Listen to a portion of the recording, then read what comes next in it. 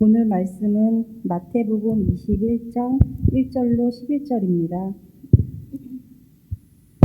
마태복음 21장 1절로 11절 마지막 절 함께 공독하시겠습니다.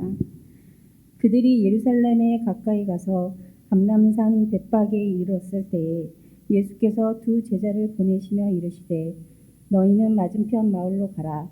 그리하면 곧 매인 나귀와 나귀 새끼가 함께 있는 것을 보리니 풀어 내게로 끌고 오라.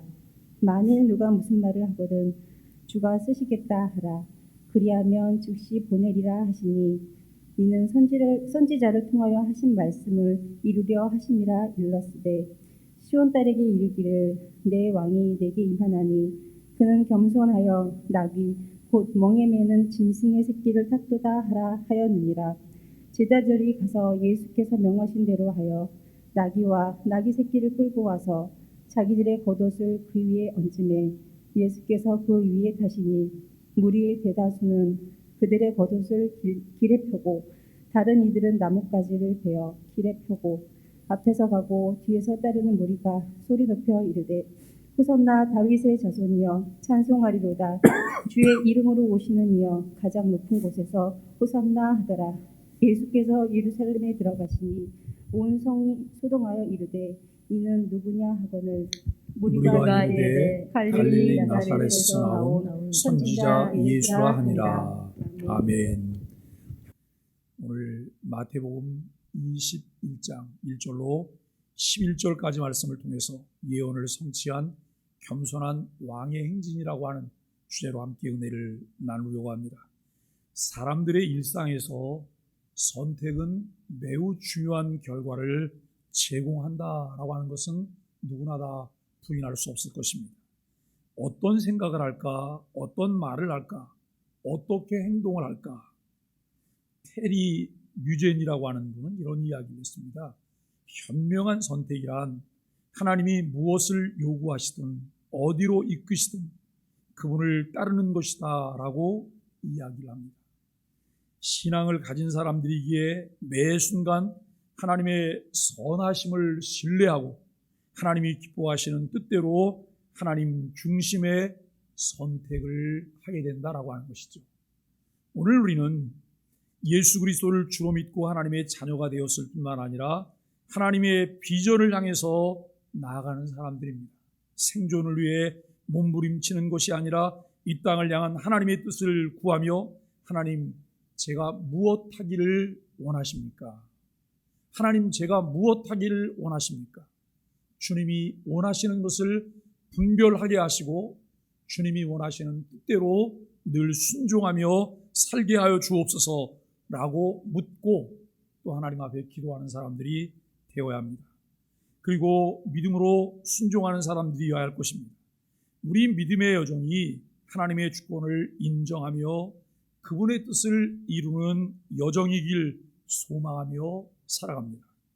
무엇을 선택할 때 놓치지 말아야 될 것은 앤드류 머리라고 하는 사람이 말했던 이 말을 우리는 기억을 해봅니다. 거룩함을 가늠하는 확실한 시금석은 하나님과 사람 앞에서 나타나는 겸손이다라고 하는 거예요. 하나님과 사람 앞에서 나타나는 확실히 나타나는 이 이제 그 시금석이라고 말할 수 있는 것인데 그것은 겸손이라는 것이죠.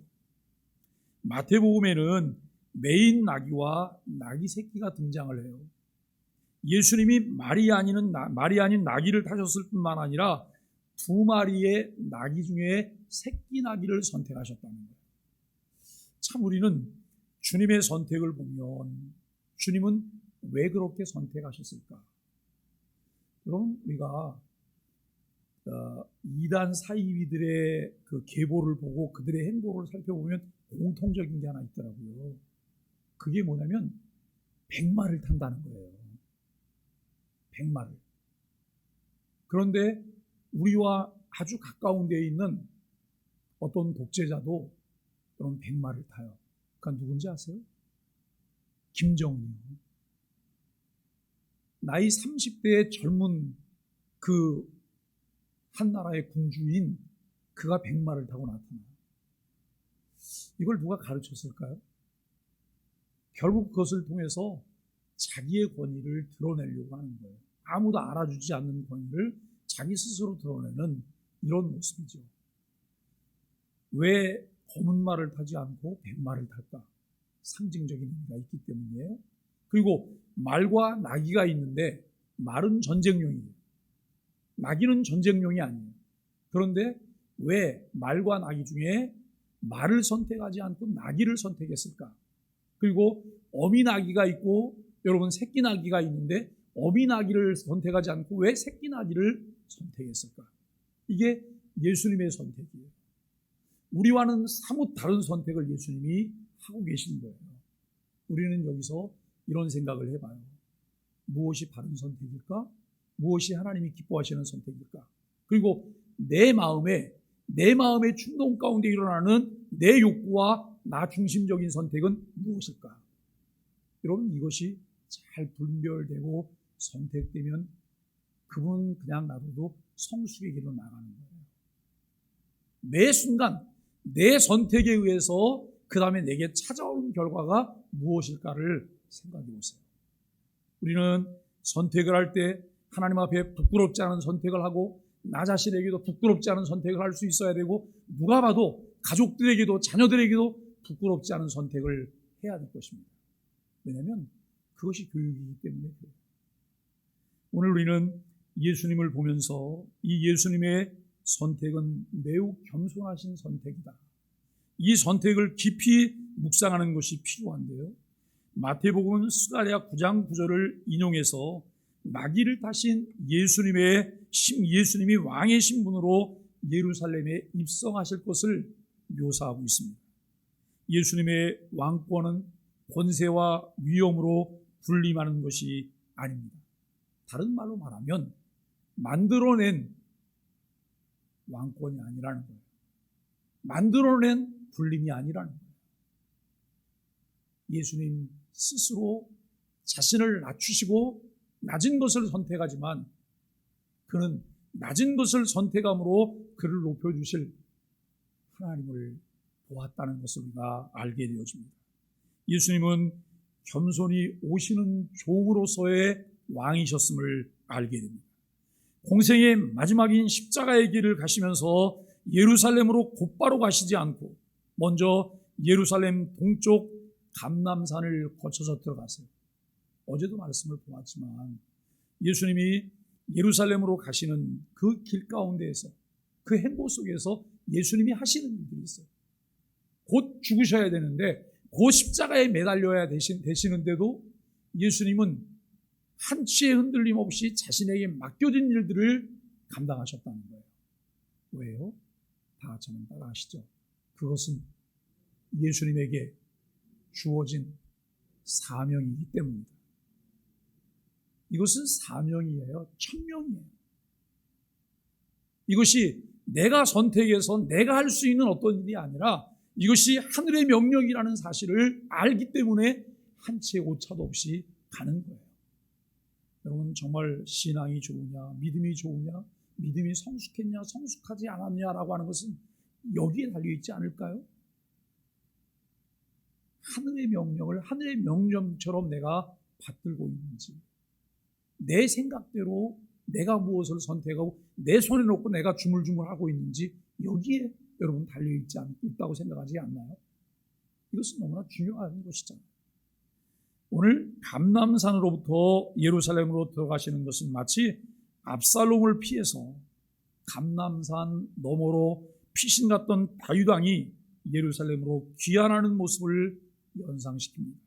그러나 예루살렘으로 곧바로 가지 않고 감람산을 거치는 더 중요한 이유는 벳바게에서 나귀 새끼를 얻기 위한 것임을 알게 되었다는 거예요.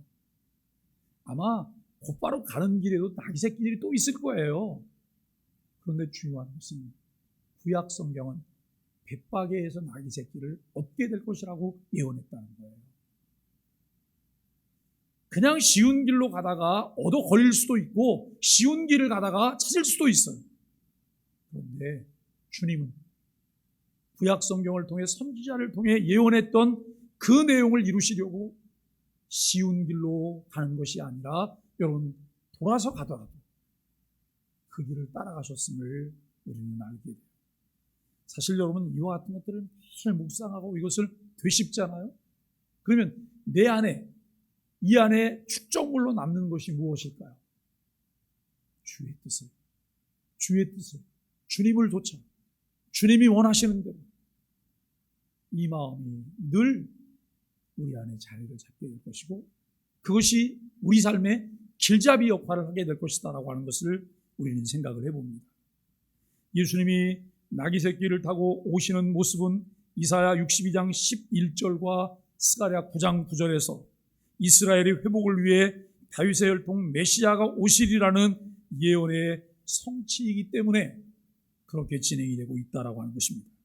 예수님의 메시아적 정체성을 이해하는 제자들과 무리는 예수님이 왕으로서 예루살렘에 들어오시는 것을 드러내고 축하하기 위해서 이 나귀 새끼 위에 겉옷을 얹거나, 그리고 길에 겉옷과 나뭇가지들을 깝니다.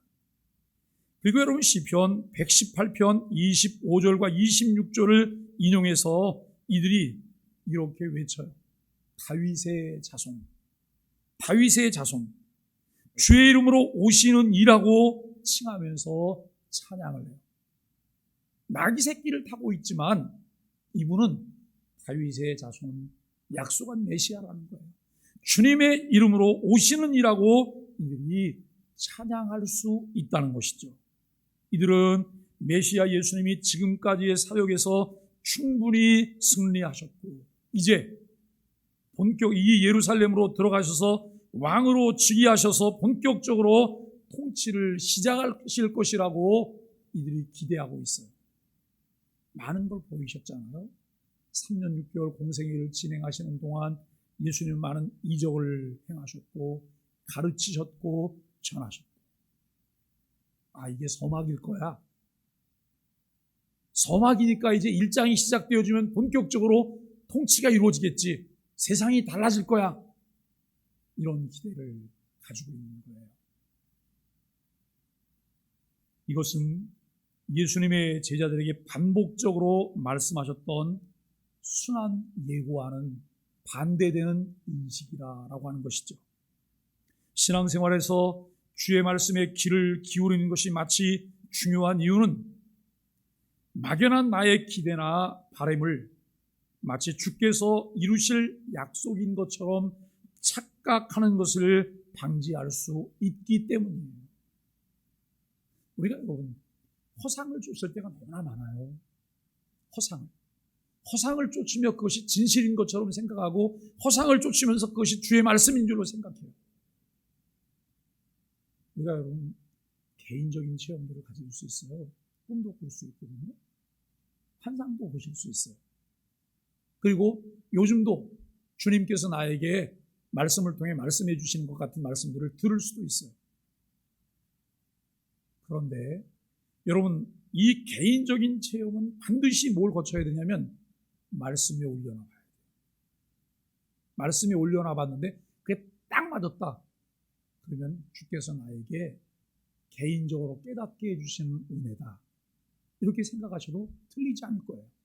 그런데 내가 뭘 봤다, 들었다, 검증도 해보지 않고 여러분 그것이 마치 사실인 것처럼 하면 거기에는 굉장한 문제가 생길 수도 있다는 거예요. 또 하나 정말 우리가 분별해야 될 것은 이거예요. 하나님께서 내게 개인적인 깨달음을 주셨어요. 그런데 이것을 공동체에 자꾸 대입하려고 해요. 공동체에 대입하려고 해요. 여기에는 질서의 문제가 생길 수도 있다는 거예요. 제가 젊었을 때 중요한 결정을 해야 되는 일이 있었어요. 중요한 결정. 근데 제 어머니가 뭐라고 말씀하시면 이렇게 말씀하셔요. 하나님께서 기도하시는 중에 어머니에게 그것은 예스가 아니고 노라고 말씀하셨다는 말씀을 제게 하세요. 제가 그때 이렇게 말씀해요. 어머니, 하나님께서 어머니에게 말씀하시고 깨닫게 해주신 것 참 귀하고 감사해요. 그런데 이것은 어머니의 아들 일이기도 하지만 제가 당사자이긴 제 일이에요. 하나님은 어머니에게 그것을 깨닫게 해주셨다면 저에게도 분명하게 말씀해 주실 거예요. 저희 일을 위해서 기도할게요. 그러게 여러 날 기도했어요. 그런데 하나님께서 어머니에게 깨달음을 주셨던 것을 제게도 똑같이 깨달음을 주셨어요. 제가 어머니께 말씀드렸어요. 어머니, 제게도 하나님 말씀을 주셨다. 그것이 맞다. 여러분, 이렇게 말씀을 드렸던 적이 있어요. 제가 왜 이렇게 말씀을 드리냐면, 공동체를 향해서 무엇을 말씀하신다면 하나님은 제게도 말씀해 주실 거예요. 제게도. 이것은 너무나 중요해요. 왜냐하면 그것이 교회 안의 질서이기 때문에 그렇다는 것이죠. 오늘 우리는 이 예수님과 예수님을 따르는 무리의 소란스러운 등장에 놀란 예루살렘 사람들은 예수님의 정체를 궁금해해요. 이들에게 주어진 답은 예수님이 갈릴리 나사렛에서 나온 선지자라고 하는 것이죠. 마태가 이 반응을 놓치지 않고 기록한 것은 예루살렘 사람들이 예수님의 정체를 온전히 이해하지 못한 채 사건을 이해하고 받아들일 준비가 되어 있지 않음을 암시하고 있다는 것이죠. 예수님이 예루살렘에 입성하신 일은 공개적으로 자신이 메시아이심을 선포하는 사건이에요. 우리가 여러분, 예수님이 이제 세례를 받으시는 장면이 나오시잖아요. 그때 예수님은 이제 메시아로 대관을 하시는 거예요. 메시아. 그렇지만 메시아로 대관을 하시지만 3년 6개월 동안은 그의 사역이 은밀한 사역들이셨어요. 드러내지만 자신이 누구이신지를 잘 밝히시지 않는 그런 사역이었어요. 그런데 이제 예루살렘으로 입성하시는 이 일은 공개적으로 자신이 메시아라고 하는 것을 만방에 선포하는 그런 일들이라고 하는 것이죠. 여러 차례 이적을 베푸시면서 자신이 드러나게 될까봐 제자들의 입단속을 하셨던 것과는 대조적입니다. 왜냐하면 그때가 된 것입니다. 오랜 기간 선지자들을 통해 예언했던 메시아가 때가 참에 성육신하셨던 것처럼 이제 메시아로 등극하시며 대관하실 때가 되었다는 것이죠. 우리가 기다리는 그때는 무엇을 위한 어느 때일까요? 하나님께 초점을 맞추며 그분이 다시 오실 그날을 기다리며 경건과 인내, 하나님의 성품을 닮아가며 주님 뜻대로 살아가다 기다리는 그때는 언제일까요?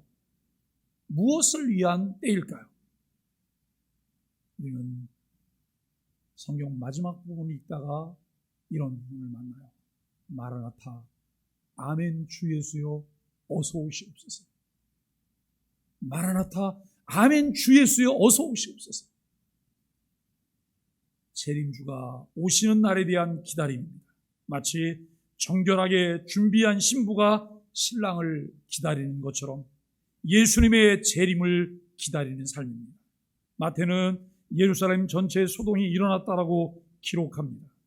여기 여러분, 소동으로 번역된 헬라어는 SS대라고 하는 그런 낱말을 사용하고 있는데요. 이 SS대가 여러분 주는 의미가 무엇이냐면 지진으로 인한 혼란이 일어났다라고 하는 뜻을 가지고 있어요. 대체 예수님이 어떤 분이시기에 예루살렘이 이렇게 반응하는 것일까요? 이 사건을 대하는 두 무리의 상반된 반응을 우리가 볼 수 있는데 우리들에게 주는 메시지가 무엇일까 함께 살펴봅니다. 1절로 5절을 보면 입성을 준비하는 평화의 왕을 말씀하고 있습니다. 예수님과 제자들이 감람산 벳박에 도착했습니다. 벳박에에서 예수님은 2명의 제자를 맞은편 마을로 보내시면서 메인 나귀 새끼와 나귀를 풀어서 끌고 오라라고 말씀하십니다. 그리고 누가 그것을 왜 가져가냐라고 물으면 뭐라고 말을 하라고요? 주가 쓰시겠다. 주가 쓰시겠다라고 답변하라고 답변까지 가르쳐 주십니다. 이는 왕이 겸손하여 나귀를 타신다는 구약 성경의 예언을 성취하시는 일입니다. 당시 말은 전쟁에 사용되는 동물이지만 나귀는 평화를 상징하는 동물입니다. 예수님은 전쟁을 치르기 위해 예루살렘에 들어가신 것이 아닙니다. 자신을 대속물로 드려 평화를 이루기에 가셨습니다. 요즘 여러분, 러시아는 전쟁을 하기 위해서 우크라이나로 가고 있어요. 우크라이나 현직 대통령은 코미디언 출신입니다. 그는 코미디언으로서 드라마를 찍다가 대통령이 된 사람입니다. 그리고 자기와 함께 드라마에 출연했던 사람들을 정부 요직에 앉혀서 나라를 관리하고 운영했어요. 그 결과 그런 내용들은 실패였어요. 많은 사람들이 지탄을 받아요. 그리고 지금 이 결과를 만들어냈다고 말하는 사람도 있어요. 그런데 이 사람이 이번에 완전 반전을 시키는 일을 진행하고 있더라고요. 미국에서는 러시아가 침공을 시작하니까 대통령에게 피신하라고 요청을 했어요. 위험하다, 피신하라. 그런데 이 사람이 이렇게 말을 했어요. 나는 피신을 선택하지 않는다. 내 나라를 위해, 내 국민을 위해서 나는 총을 잡겠다. 여러분, 그리고 전직 대통령도 똑같이 전쟁에 참여를 하겠다고 말을 했어요. 유명한 국가를 상징할 만한 국가대표 선수들도 전쟁에 나가겠다고 말하고 전쟁으로 가요. 거기에는 정말 감동적인 게 다리가 한쪽이 없어서 이 의족을 사용하고 있는 이도 지팡이를 짚고 전쟁에 나가겠다고 전쟁에 나서요. 어린 꼬마들. 그리고 어느 동네는 작은 동네인데 그 동네를 탱크가 지나가야지만 수도까지 갈 수 있는데 그 동네에 총칼을 들지 않은 동네 주민들이 나와서 탱크를 막아서고 있어요.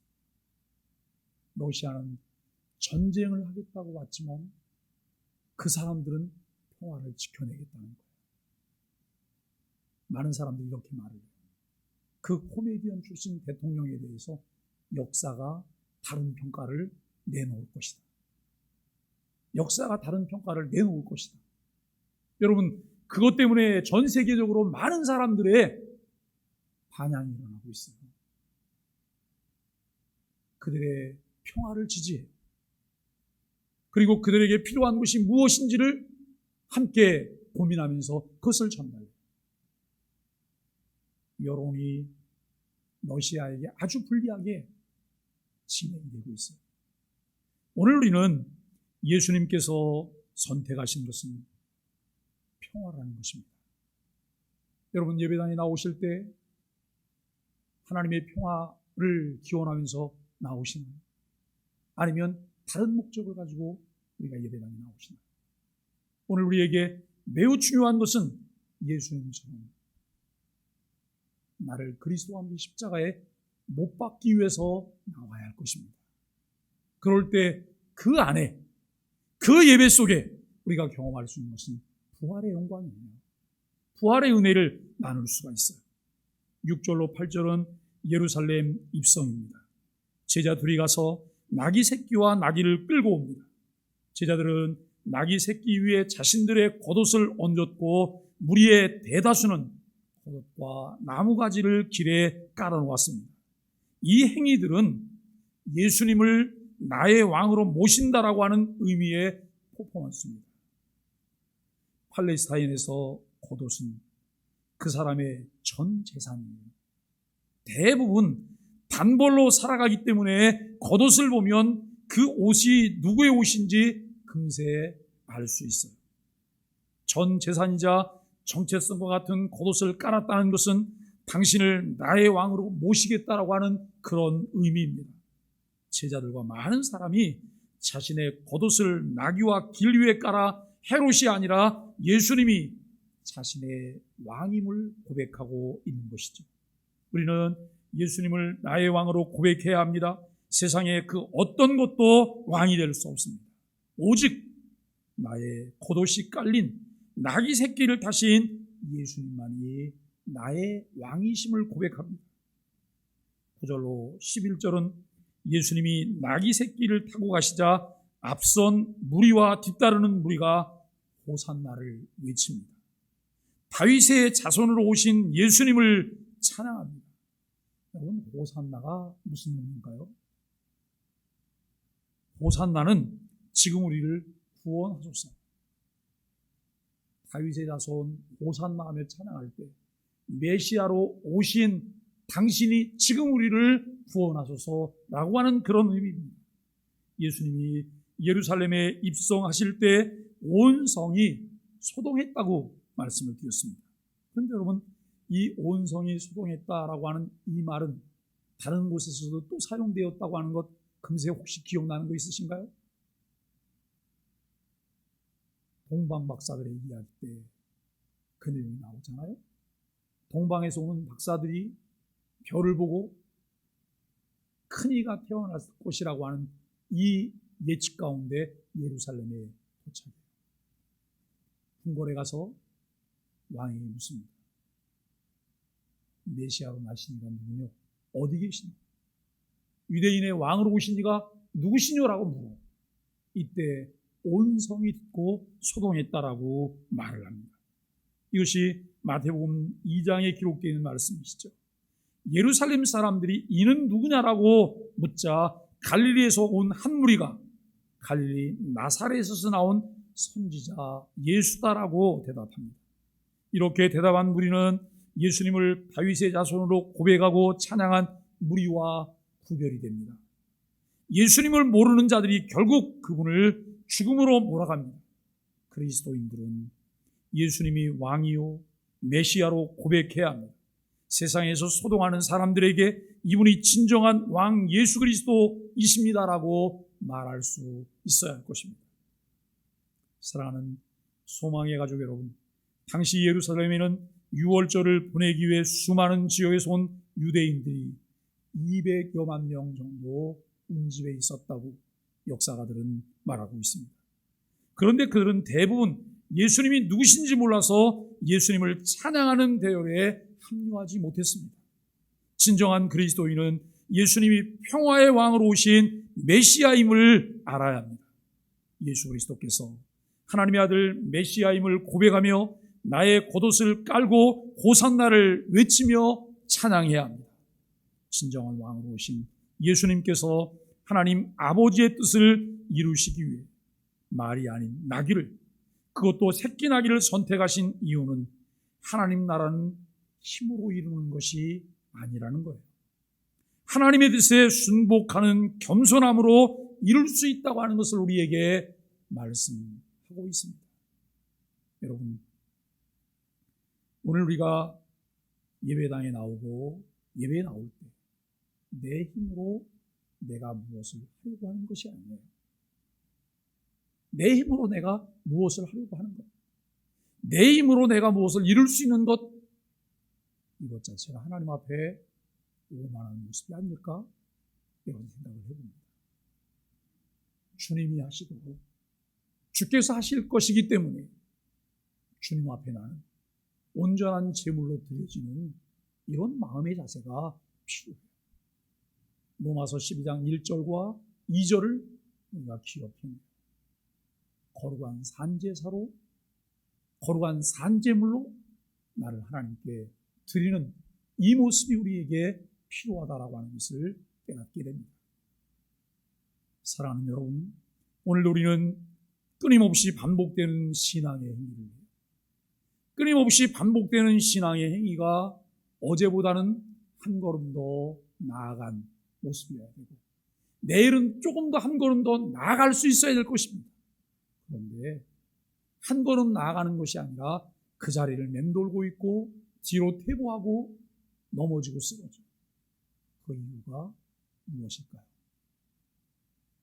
내가 주도권을 가지고 있기 때문에 그런 것은 아닐까요? 내가 무엇을 하려고 하기 때문에 그런 것은 아닐까요?